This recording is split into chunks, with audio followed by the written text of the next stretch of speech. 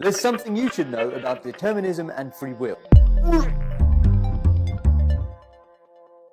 First, determinism. Everything is predestined or predetermined. You have no power. You are powerless. That's right, God controls everything, including your mind, body, and soul.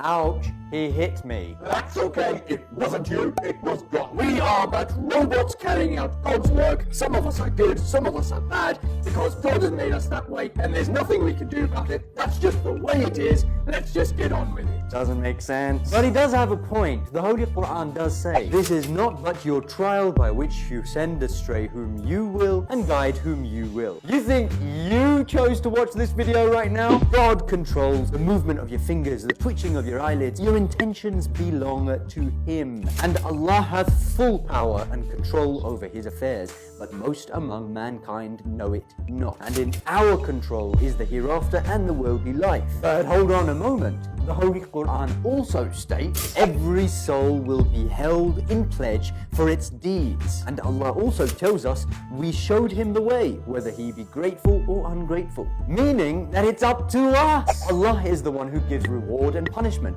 Would it be just if he gave punishment to you for something that you had no control over?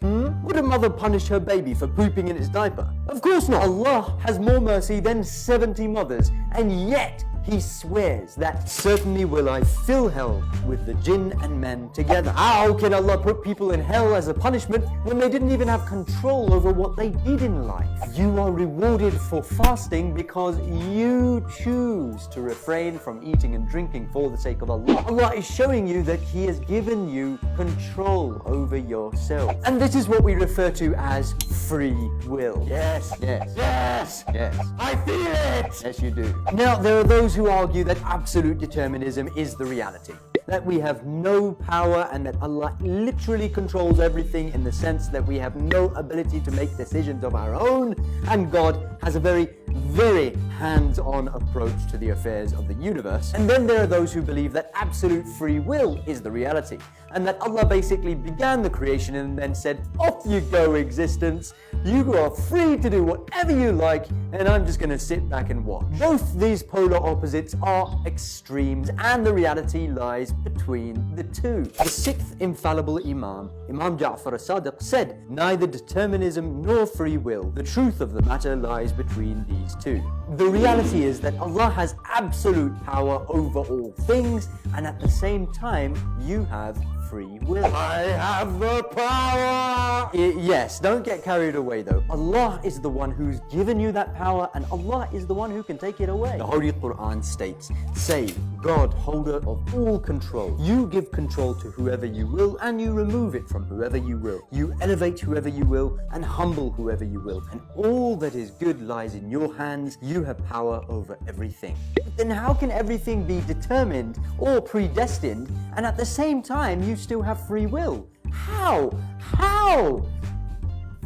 Well, imagine there's a falling boulder. It's gonna fall right where you're standing. You can't control that. But what you can control is whether you choose to step out of the way or not. Allah has given you the ability to change your own condition, but you don't control the boulder. You don't have control over the skies or the mountains. You don't have control over the weather. You don't have control over other people. You can't even control what goes on in your own house. The only thing Allah has given you control over is yourself. And even that control, Allah can take away from you. But the point is, you have the choice. This might give us a deeper understanding of the noble verse, which says, surely the Almighty changes not the condition of a people unless they change what is within themselves. Allah has given us ample guidance to show us the right path, but it's up to us whether we choose to be thankful for it all or not. The Almighty desires not to place a hardship on you, but He desires to purify you and to complete His favor upon you, so that you may be thankful. Take fasting, for example. Allah hasn't prescribed fasting on us just to make things hard. He wants us to feel the responsibility of the free will He has given us. It is said that the full stomach can never understand the hungry. Fasting helps us to understand the pain of the poor, many of whom may not have food to break their fast with like the rest of us. Will we not see it as our duty to help the poor and choose to act on that duty? Allah is not going to make you do any good deed, nor is he going to force you to stand up for the oppressed people of the earth. You have to choose to do this yourself. We have to recognize that existence belongs entirely to Allah, and He has complete control over it.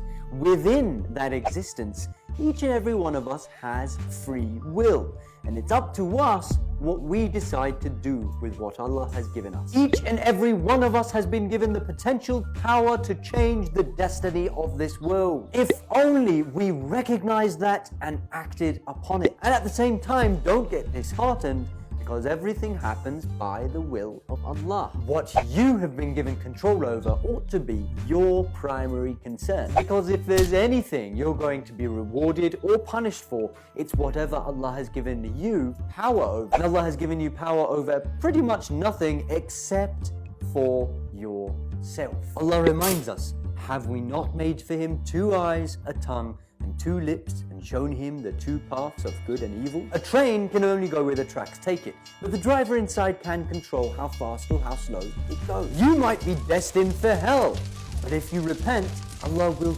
change your destiny. Someone might be destined for great things, but then they just don't do what they were supposed to do to reach that great thing, and so Allah changes their destiny. Allah has also given you a great potential and a great destiny, but you have to use your free will to reach it. So don't forget, Allah has absolute power over all things, and at the same time, you have free will. There are a lot of confused people out there. You should share this with whoever you can. You never know whose free will you might trigger.